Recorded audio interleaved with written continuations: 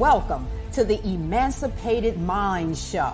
My name is Anneshia Freeman. I'm also known as the locksmith because I make keys for locks in the mind. I'm an award-winning master-level therapist, and I also have an MBA. I'm the creator of a cognitive restructuring program entitled The Lies That Bind.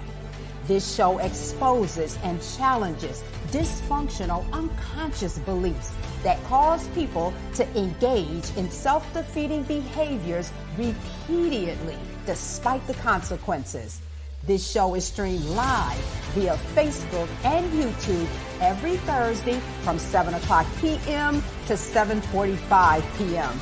Eastern Standard Time. Again, welcome to the Emancipated Mind Show. Hello, everyone. My name is Anneshia Freeman. I'm also known as the locksmith because I make keys for locks in the mind. Welcome to episode 8 of the Emancipated Mind Show. This show exposes and addresses the root causes of problems that many people face in their lives. Problems such as self-sabotage, procrastination, perfectionism, dysfunctional relationships, low self-esteem, people-pleasing, and the topic tonight, which is addictions. So I'm going to talk about drug and alcohol addiction. Now, there's lots of different types of addictions. Some people have shopping addictions, gambling addictions, food addictions, but just because of the time frame for this show, which is 45 minutes, I'm going to focus on how dysfunctional unconscious beliefs cause people to have the need for coping mechanisms. And a lot of times people use dysfunctional coping mechanisms such as alcohol and drugs. So I'm going to start tonight by exposing several dysfunctional unconscious beliefs. So this is how I'm setting up this episode. This is a 45-minute show. So I'm going to talk about a particular dysfunctional unconscious belief, how it was programmed into a person's mind during the formative years. And then I will talk about how the belief issues so much stress and pressure that a lot of people seek relief from the impact of the belief via drugs and alcohol. So the first dysfunctional unconscious belief I'm going to talk about tonight is don't make waves. I nicknamed this belief the internal mute button. So remember, the beliefs are unconscious. A person who's afflicted by this belief, they wouldn't walk into a room and say, hello, I'm afflicted by an internal mute button that can be activated or triggered with certain facial expressions, vocal tone, voice inflection, and body language. They wouldn't say that because most people are not aware that they struggle with this unconscious belief. Some people say things like, oh, I don't like conflict, or, I'm a people pleaser, when in reality, they're afflicted by dysfunctional unconscious beliefs that tell them they don't have a right to speak up or to address issues or problems or confront people who are mistreating them. So I'm going to talk about how this belief can be implanted into a person's mind during the formative years. Now, on this show, in any of my Facebook Live series, I use certain terms interchangeably. So whenever you hear me use the terms issues, unaddressed issues, lies, or buttons, like the buttons people push, I'm referring to the same thing. I'm referring to dysfunctional unconscious beliefs that cause people to engage in self-defeating behaviors repeatedly despite the consequences. So let's talk about how this internal mute button can be programmed into a person's mind during the formative years. The brain is developed, the mind is programmed. So when a person is born, their mind is like a blank slate. It's programmed during the formative years. Now, there are exceptions to the rule. The belief system, your belief system can be impacted later in life, and programming can happen later in life, but the initial programming happens during the formative years. by how a person is treated and by what a person observes. So let's say a child is raised in an environment in which he or she doesn't have a voice, meaning that they aren't allowed to ask questions, they're not allowed to share their opinion. They're told constantly, be quiet, you're a child. Stay in a child's place. A child should be seen and not heard. So a child is being programmed to believe that they don't have a right to say anything. A child can be raised in an environment in which he or she is being mistreated. And if the child tries to say something about being mistreated, then they're treated even worse. So the belief, don't make waves, is being programmed into that child's belief system. Now, the belief can also be programmed into a person's mind via observation. So let's say a child is raised in an environment in which he or she observes people not saying anything when they should be saying something. So they may observe one parent being mistreated by the other parent or by any other people, relatives, strangers, but the parent is not saying anything. They may mumble under their breath, or later they may go vent to someone else about how poorly they're being treated, but they don't address the person who's mistreating them, and they don't stand up for themselves. So the child is also, via observation, being programmed to believe, don't make waves. You shouldn't speak up no matter what's going on. So this belief can follow a person, if there's no intervention, into their adult life. So the individual who's afflicted by the don't make waves belief, this belief will affect their personal life and their professional life. It would be nice if these unaddressed issues would stay in a car when people went to work, but they don't. They follow people right into their place of employment. So let's talk about how this lie, don't make waves, can affect a person in their personal life. Let's talk about that first. So let's say a person is in a relationship where someone is mistreating them, or someone is being unfaithful to them, and they're aware that the person is being unfaithful, but they don't say anything. Or they're being verbally, emotionally abused. They don't say anything. And this belief will follow a person to the grocery store. I see so many people. I'm in line behind in the grocery store. I see this all the time. I will watch while a cashier is not bagging their groceries properly, or putting all these heavy items in one little thin bag. And I see the person who I believe is afflicted by the don't make waves lie. I see them looking at the bag and looking at the cashier with this look of trepidation, but they don't say anything. This is the internal mute button. So over time, this person is dealing with a lot of stress and pressure that's building up like a pressure cooker. So they're being mistreated at home by certain people they live with, and they're not saying anything. They're being taken advantage of at work. So remember, the belief will follow you to work. So let's say they work in an environment where one of their coworkers is not doing their job, not carrying their weight. So the person who's afflicted by the don't make waves lie, they're trying to keep up with their job, and they're doing their coworker's job because their coworker's job impacts their job. So instead of challenging their coworker or saying something to the supervisor, they just do the work. They do their job, and they do their coworker's job, but they're not getting their coworker's check, right? And so they have all of this happening. Then they went to the grocery store, and the cashier put 10 soup cans in one little thin bag. So when they got out to the car and they lifted the bag up from the shopping cart, the bag bust, and then the cans flew everywhere. And now they're on their knees crawling under people's cars trying to get their food that they just purchased.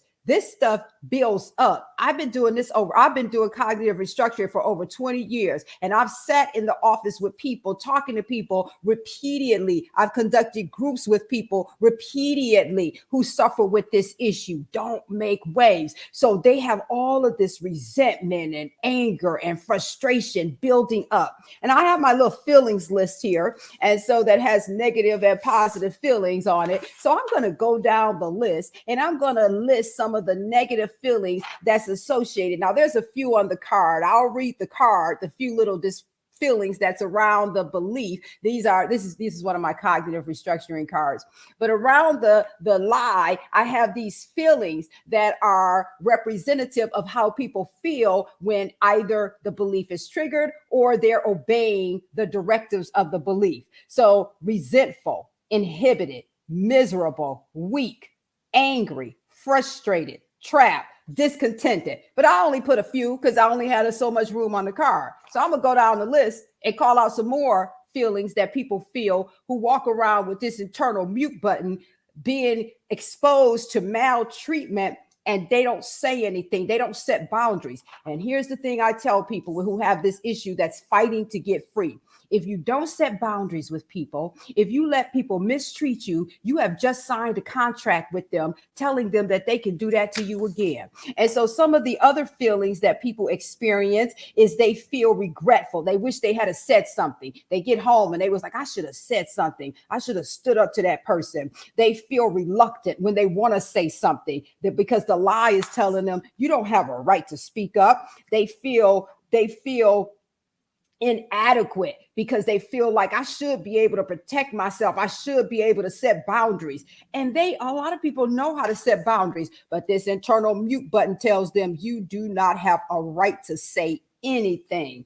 And they feel uncomfortable, confused. They feel annoyed. They feel provoked. A lot of times they're really angry, but they don't say anything. They don't do anything. They feel fed up and they feel disgusted. They feel embarrassed. They feel apprehensive and vengeful, indignant. So a person is walking around with all of these feelings.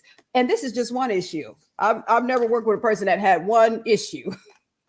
This is my set of the 100 most commonly seen victim lies and a set of the 100 most commonly seen villain lies. I'm talking about victim lies tonight and how the role they play in drug and alcohol addictions. Next week, I'll do part 2 in this series on addiction, and I'll talk about how the villain beliefs cause people to develop alcohol and drug addictions. And so let's say that this person who's walking around with this unconscious belief, making decisions for them, and they're having all these negative feelings that they're experiencing over and over and over and over. They're going to need some release. They're going to need some way to cope with all those negative feelings and the negative thoughts. You know, what if they about, because see, when they don't speak up, then the other belief kicks in. What other people think is more important than what you think or know. So now they're wondering, well, these people think I'm weak, or these people think I'm soft. These people think I'm easy to manipulate. So not only are they feeling all of the feelings related to them not saying something, they're tormented by thoughts about what other people think about them who are profiting from them having the internal mute button. So let's say the person goes and gets them some alcohol. A lot of people call alcohol the truth serum. I refer to alcohol as liquid issue suppression. It's because, see, these are issues. Remember, I use those terms interchangeably. So the alcohol suppresses this unconscious belief for a short period of time. I have never seen anyone, and I've been around a lot of people under the influence of alcohol, and I'm also a person in long-term recovery, which means I have over 22 years clean from drugs and alcohol. So I've been under the influence, and I've been around a lot of people under the influence. I just haven't been under the influence of anything in 22 years, but I've still seen people under the influence. I work with court mandated clients who had alcohol and drug addictions primarily for the first 12 years of my career. I work with other people too, but that was the primary population I work with for the first 12 years. So I've been around a lot of people who drink and who are under the influence. And so I have never witnessed anyone under the influence of alcohol operating out of don't make waves. This belief disappears for a short period of time. It disappears. They can tell people what they've been wanting to tell people for a long time. They can tell people how they feel about them.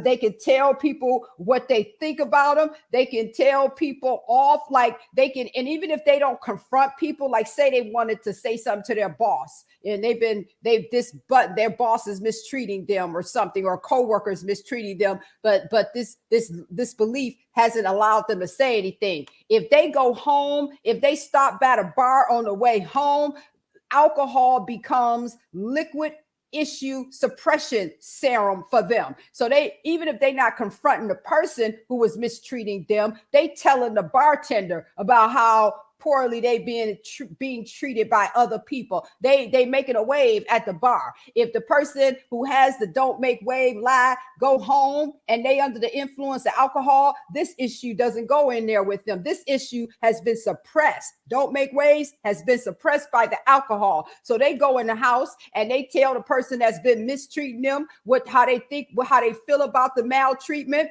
how they feel about them. They might even tell the person what they think about their physical appearance. They can stand up to people. And so the point I want to make is that people use alcohol and drugs to suppress these issues for short periods of time. So let's say a person who has this issue has a drug of choice besides alcohol. So let's talk about the drugs. So let's say a person is addicted to an opioid. And so when they use the opioid, and they go into this opioid induced nod, this dream world, it's like anything that they need to say something about becomes irrelevant. They don't have to make a wave because they are oblivious to everything and everyone around them. So I've seen a lot of people. I've never had my drug of choice when I was in active addiction was stimulant. So I never used opioids. But I would be around people who would be in an opioid nod and they like this. They don't care. They don't have to make a wave because they riding a wave. It's like they somewhere in dream world and everything, like them being mistreated and other people taking advantage of them, all of that becomes irrelevant. It's not happening. So again, the issue has been muted or suppressed for a short period of time.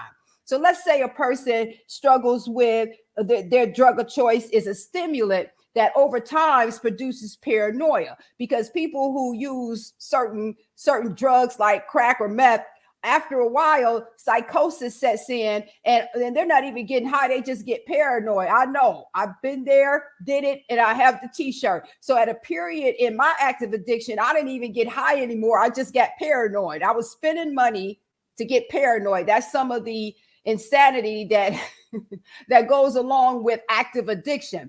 And but here's the thing. If a person is in a paranoid state produced by a stimulant, this issue is not active.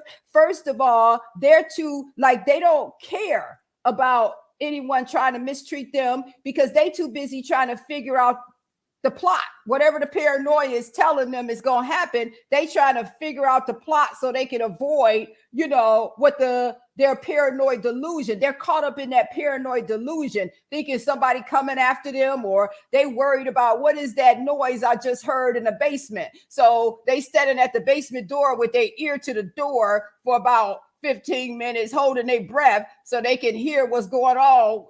They not thinking about how somebody treated them at the grocery store or how somebody mistreating them. It becomes a distracting force, an all-consuming distractive force. So even people who use drugs of choice that produces psychosis, they still are not experiencing the direct impact of the unconscious belief when they are engaging in that particular addiction. So now I'm going to read the functional belief that challenges the lie, don't make waves, you don't have a right to say anything, you can't speak up. I'm going to read the functional belief. And then I'll talk about briefly how that functional belief can help a person who's in the recovery process deal with life in a way that makes them a little less vulnerable to relapse.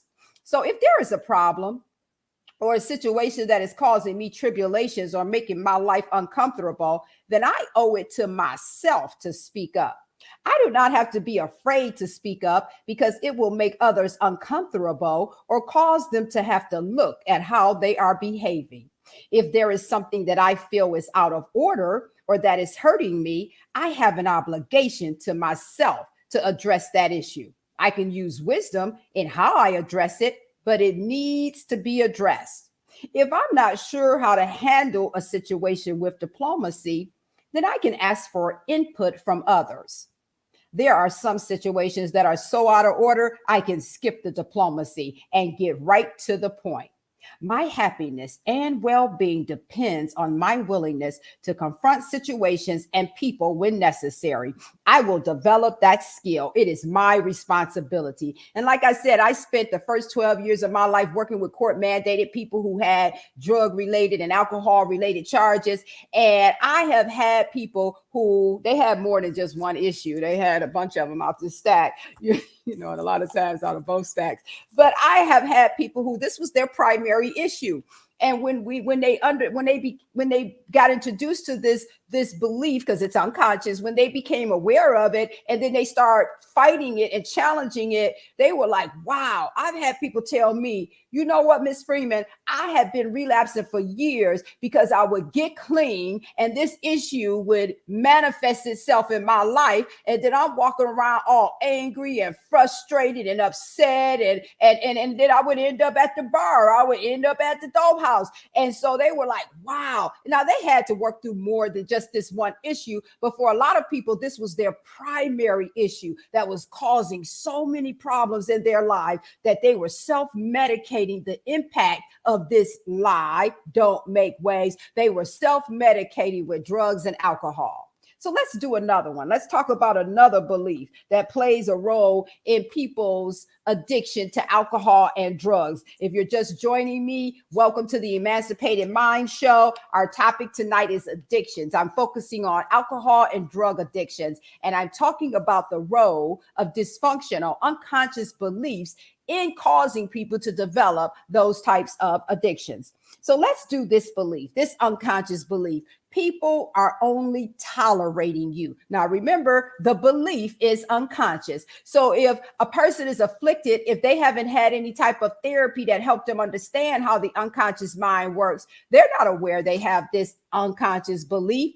They wouldn't walk into a room and say, hello, I believe that people are only tolerating me.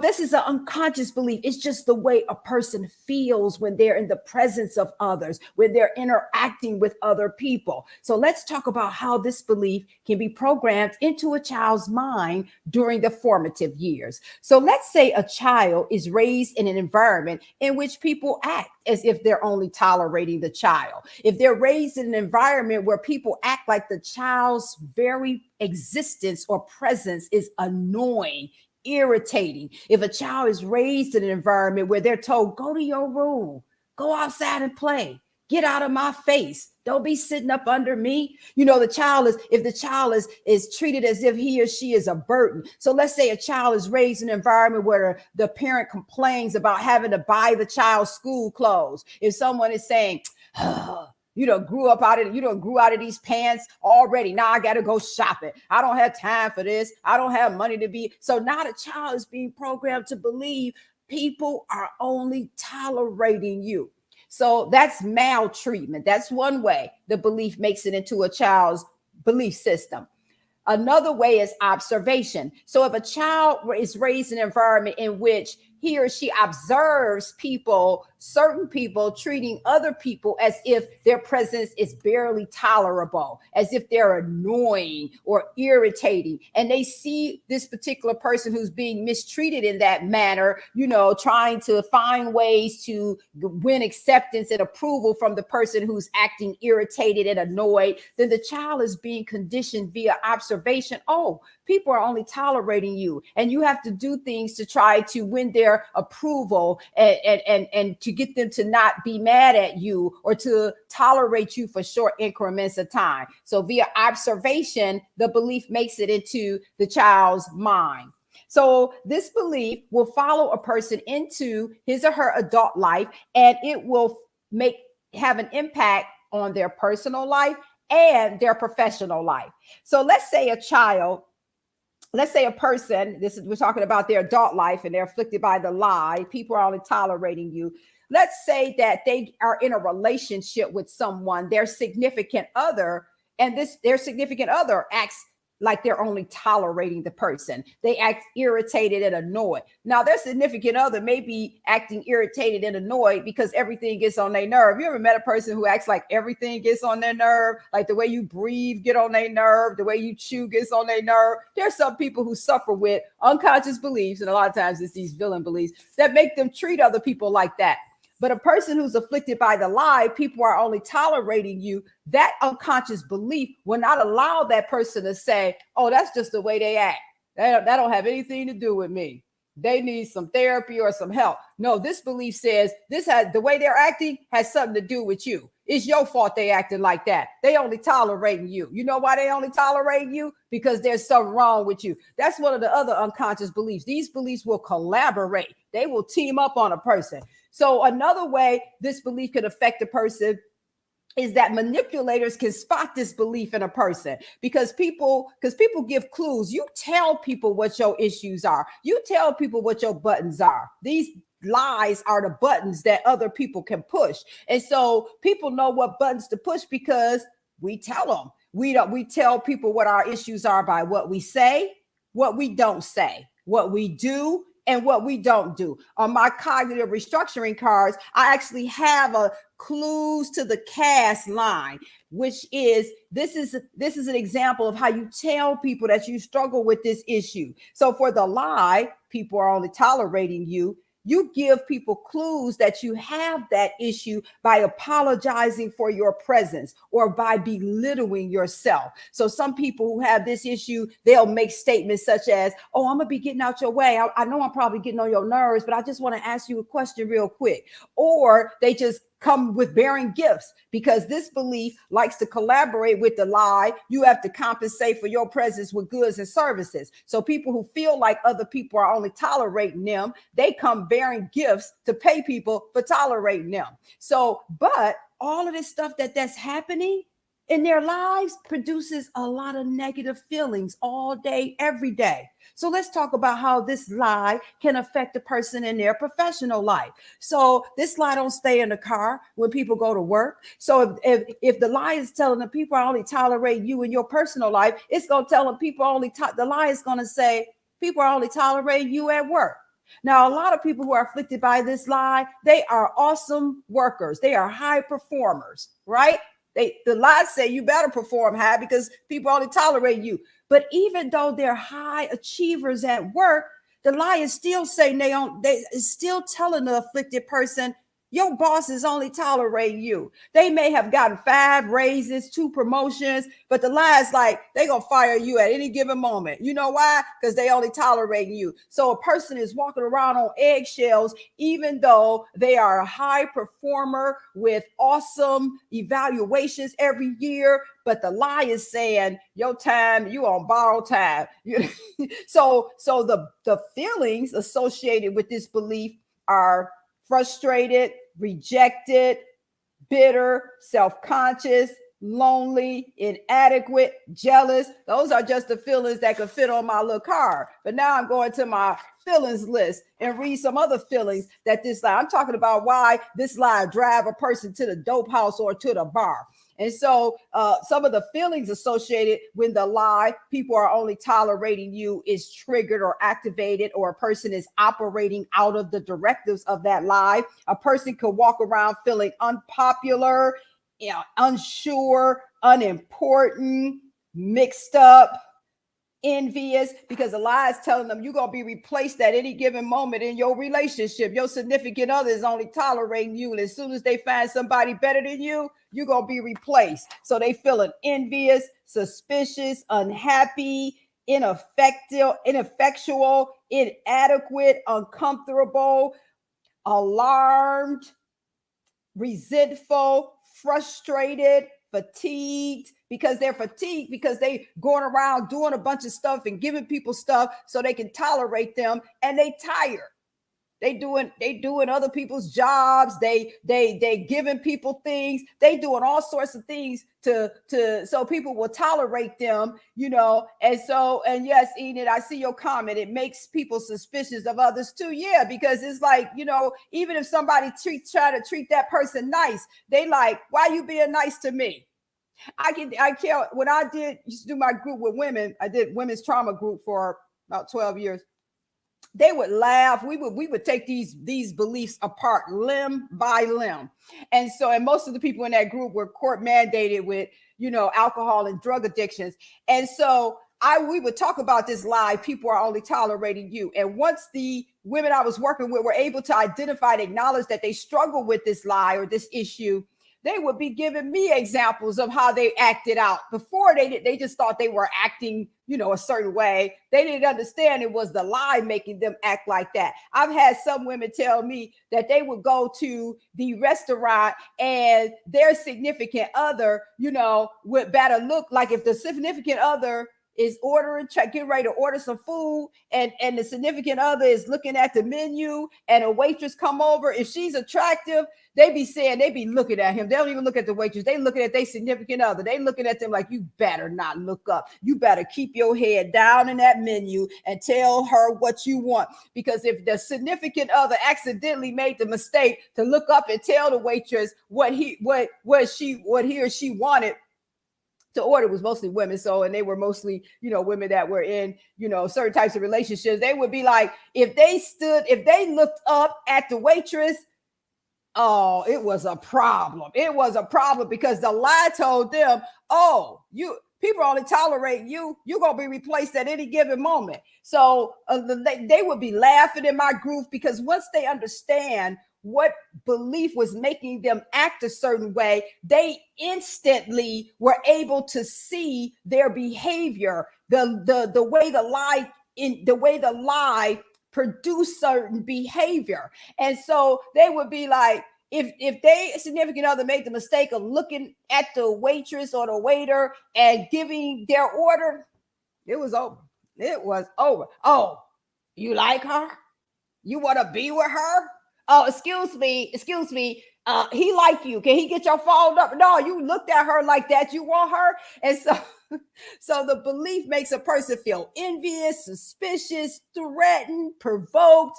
For other people, they don't react in that manner. Other people just feel inhibited and worthless and scared and humiliated. But those are still a lot of negative feelings to walk around with all day, every day. And so people who have these issues, now we only talked about two. And like I said, I've never worked with anyone that had one or two issues. We only talked about don't make waves and people only tolerate you. And we talked about a lot of negative feelings people experience based on just those two unconscious beliefs. So a lot of people who have those issues and the stress and pressure and negative feelings that they experience all day, every day from those dysfunctional unconscious beliefs, they look for ways to cope. So let's say a person's drug of choice is alcohol. So they go to the bar. I have never seen a person under the influence of alcohol caring whether or not somebody was tolerating them. In fact, they would let people know, I'm only tolerating you.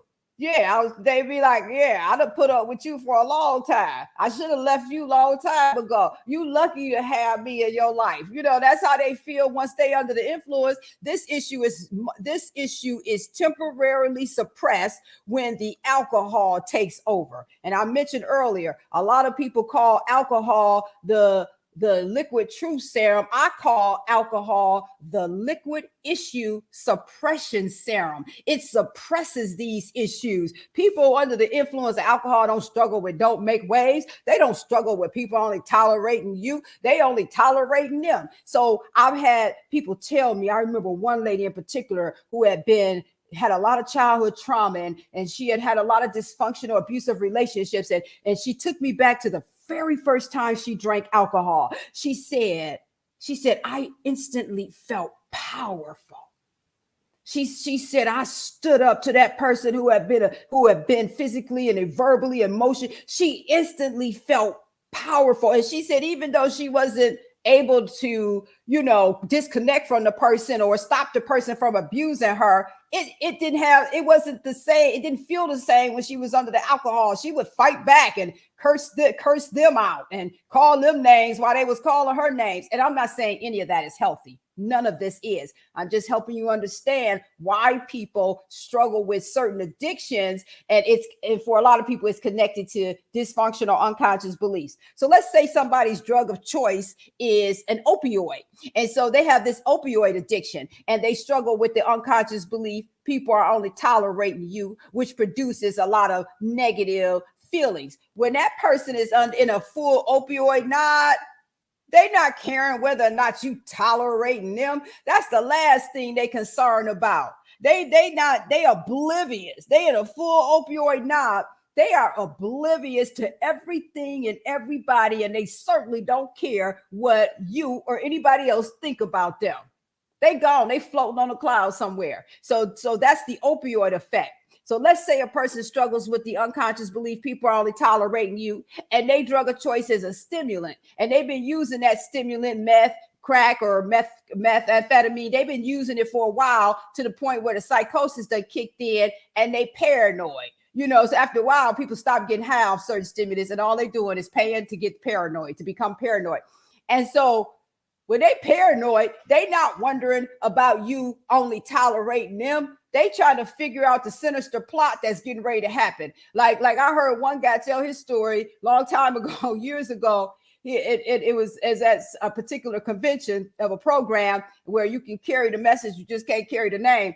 And so he was talking about how he was so paranoid of meth that he would be stopping stray dogs, checking them for mics, because he thought that the dogs were being sent to follow him, had mics and cameras on them to record him. So he's stopping stray animals. He's probably just fortunate they didn't attack him, but he's stopping stray animals. Like if he had this unconscious belief, people are only tolerating you, he was in that psychosis produced by the stimulant. He ain't care about what nobody thought about him. He believes that he's under investigation and they using the dogs. I've been around people who were in a fool's paranoid delusion, and they not caring about making a wave or people only tolerate you. They care about that noise that they heard in the closet. So now they sitting there standing there with a weapon in their hand because they heard a noise in the closet, and they are ready, right? And so even though it becomes like, even though they're not getting high, it becomes a distraction. Like all of these dysfunctional unconscious beliefs produce a lot of negative dialogue in a person's mind. I just talked about 2 tonight, but let's say a person has 50 of them. There's something wrong with you. Compared to others, you come up short. Don't make waves. People are only tolerating you. You have to compensate for your presence with goods and services. What other people think is more important than what you think or know. Everybody agrees with the people who think negatively about you. So let's say a person have all these unconscious beliefs, right? And they have all of these feelings that they're experiencing all day, negative feelings produced by the belief. And they got all this lie dialogue going on in their head. What somebody think about you and the way they looked at you. Let me tell you what that means. The dysfunctional beliefs are interpreting life for them.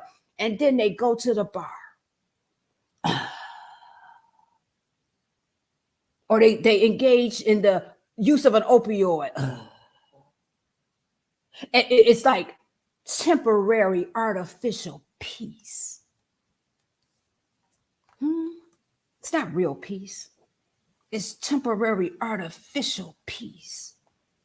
And then when they sober up, or the opioid wear off, or they come down off the stimulant, the belief's still there. Everything's still there. In fact, it's worse because now they have the consequences of engaging in their addiction. They done spent a lot of money. They might have got into an accident, driving under the influence. They might have got arrested. So now, not only are they back at square one with all of this dysfunctional, unconscious dialogue that makes them feel awful. Now they got some conscious dialogue from themselves and other people.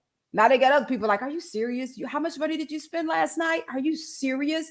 We can't pay the mortgage because you spent all your money at the dope house. So now they got all of that going on.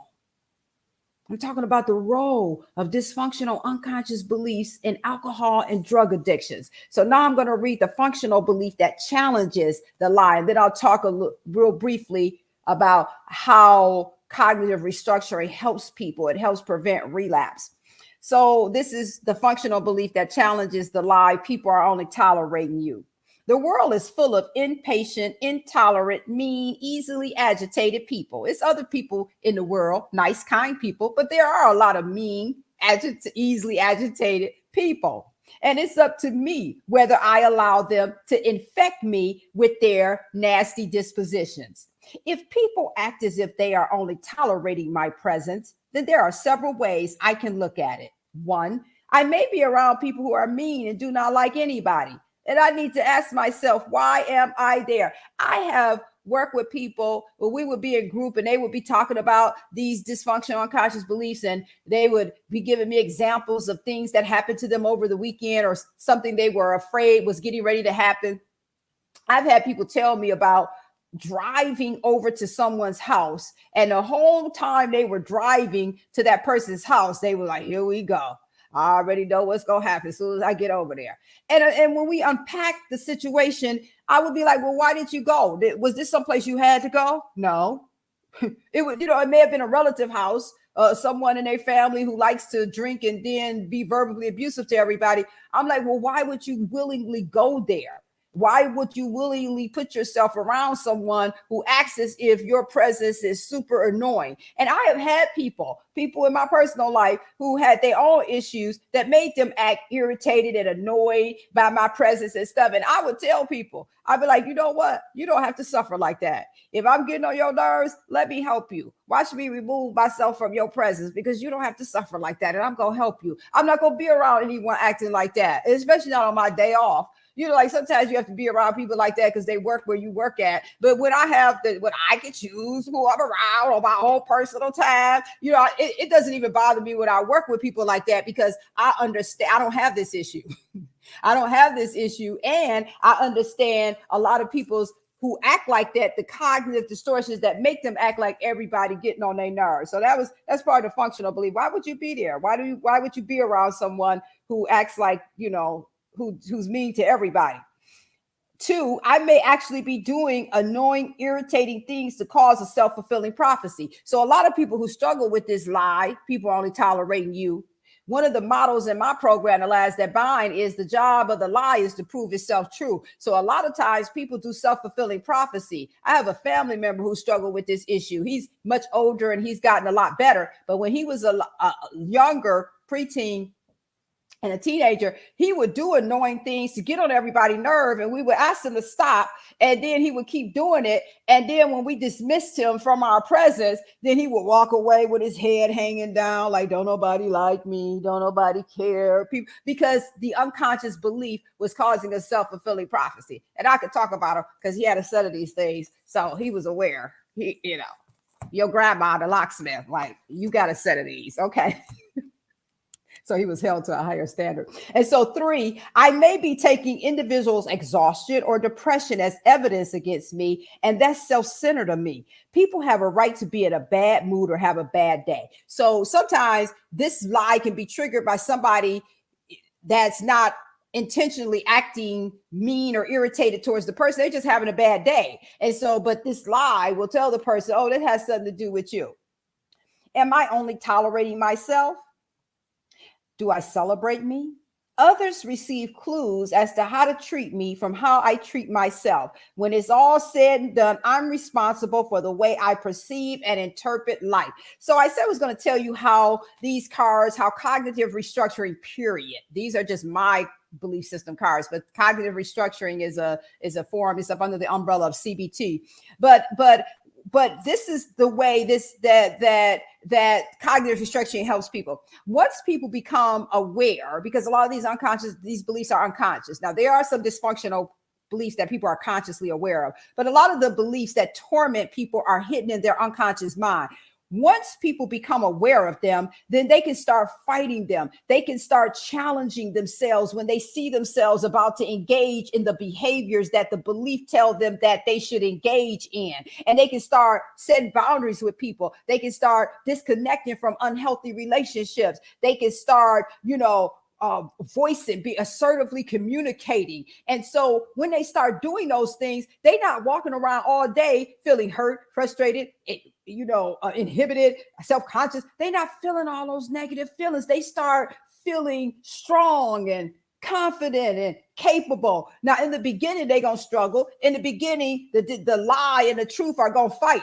And so they're going to be back and forth. But after a while, if they keep doing the work, don't make waves will disappear from their belief system. I know some people who this was their primary issue when they first started therapy, and now they make a tsunami. So if you feel better every day because your thought process is better and your decisions are better and your behavior is healthy, you don't have to feel the need to change your perception or reality with drugs and alcohol. So that's all for tonight. Thank you for joining me for episode 8 of the Emancipated Mind Show. I will be back next Thursday at the same time, 7:00 p.m. Eastern Standard Time, doing part 2 in this episode on this series on addiction. But next week, I will talk about how villain-based beliefs, I did 2 victim-based beliefs. Next week, I'll talk about how 2 villain-based beliefs can cause a person to develop alcohol and drug addictions. If you like more information about my work, I'm going to put the link to my website, to my store page, because you can purchase these. You can purchase these card sets it comes with this workbook. I have other workbooks. The adult reenactment of the childhood script. I have a workbook. My unaddressed issues make my budget and my schedule. Every last one of these beliefs makes demands on people's time and money, and I break that down in those workbooks. Or if you would like to work with me individually, I have life coaching packages. I will put the link to my website, and I hope to see you again next week. If you know other people who could benefit from my show, please tell them about it. And I see you, Serena and Enid. Thanks for joining me, and thank you for your kind words. And I hope to see you next week. Bye-bye.